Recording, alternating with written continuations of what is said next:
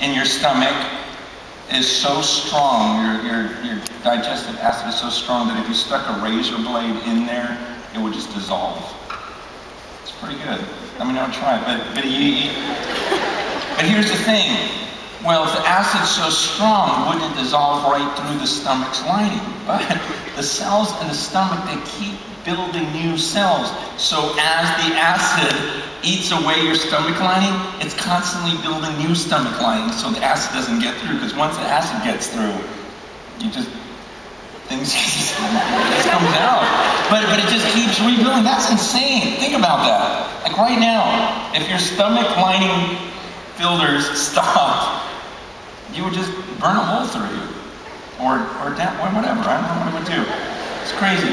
Did you know that in 1 square inch of skin, there are 4 yards of nerve fibers, 1,300 nerve cells, 100 sweat glands, and 3 million cells. And if you stretched out all of your nerves, it would total 45 miles. You've got 45 miles of nerves in your body. That's some nerve. That's so stupid. Okay. I don't normally do that, kind of dumb jokes on the spot, but that's something about the chocolate. Did you know that the average human produces a quart of saliva every day? That's pretty good. So if you spit all day, you would fill up a quart. Someone should try that. Or just bring a bottle and bring it back tonight and see if you pulled it off. Okay, that's 10,000 gallons in your lifetime. You'll make 10,000 gallons of spit in your lifetime. Your average heart will beat 3 billion times in their lifetime. The average human body, this is cool, so my body contains enough sulfur to kill all of the fleas on an average dog. I have enough carbon in my body to make 900 pencils. I have enough fat to make 7 bars of soap. I have enough phosphorus. You know you had phosphorus? I didn't know I had phosphorus. But I have enough to make 2,200 match heads. And I have enough water to fill a 10-gallon tank in my body. That's crazy. Did you know that your body is constantly dying and rebuilding itself?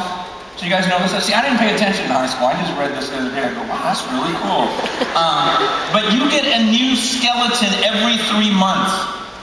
Like your cells, like your body actually dies. And new skin every month. So this skin right here, this won't be here in a month. It's going to be gone in a whole new layer. Every month, my body rebuilds itself. Every 3 months, my skeleton rebuilds itself.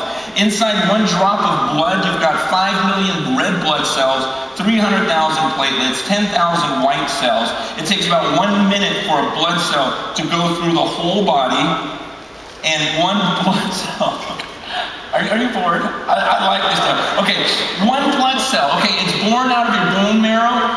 It goes around your body 250,000 times, and then it goes right back into the bone marrow and dies. So you've got millions of these little cells right now going 250,000 times, then it goes back and he dies. That's awesome. Your lungs. If you took your lungs and you stretched them out, the whole surface of your lungs, it would be as big as a tennis court. See, this is the stuff I just go, that's so awesome.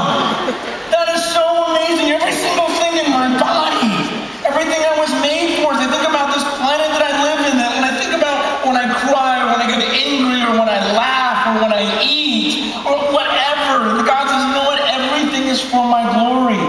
And so I made you, and I get excited about this time right now because, look, when I knew how many high school students were going to be here, the Bible says that God also made us. Let me read one more thing, and then I gotta get it. It's It's in the Bible. It's Acts chapter 17. Okay? Yeah, it is. Okay, Acts 17, verse 24. Listen to this. The God who made the world, okay, that God in heaven right now, the God who made the world and everything in it, being the Lord of heaven and earth, he doesn't live in temples made by man, nor is he served by human hands as though he needed anything, since he himself gives to all mankind life and breath and everything. And he made from one man every nation of mankind to live on all the face of the earth, having determined allotted periods and the boundaries of their dwelling place, that they should seek God, in the hope that they might feel their way toward him and find him, yet he is actually not far from each of us. That's a beautiful passage. The Bible says, you see that God up there? No, you don't see him, but do you know the God that's up there? He says he made everything. And he says, so he doesn't need to be served by us. Okay? It's not like he needs us. It's not like God was in heaven going, oh man, what do I do? What do I do? Oh good, Francis was born. You know, I needed that. I needed him to talk about it because I wasn't good enough at displaying my... The Bible says he doesn't need any of that. He doesn't need any of us. But he said he made us.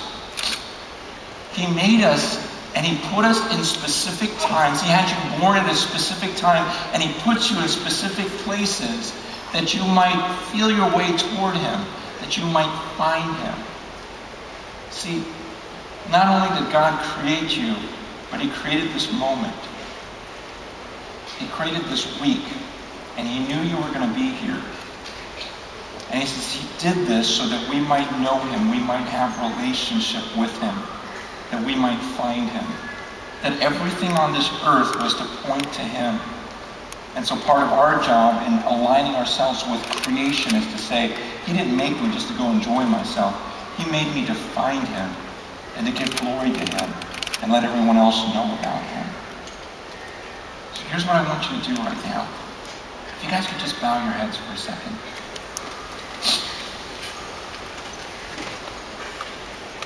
You just bow your heads and close your eyes.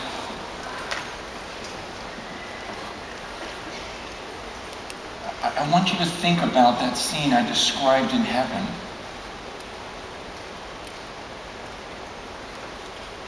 I want to describe that scene of God sitting on his throne. Picture that. With the angels covering themselves up.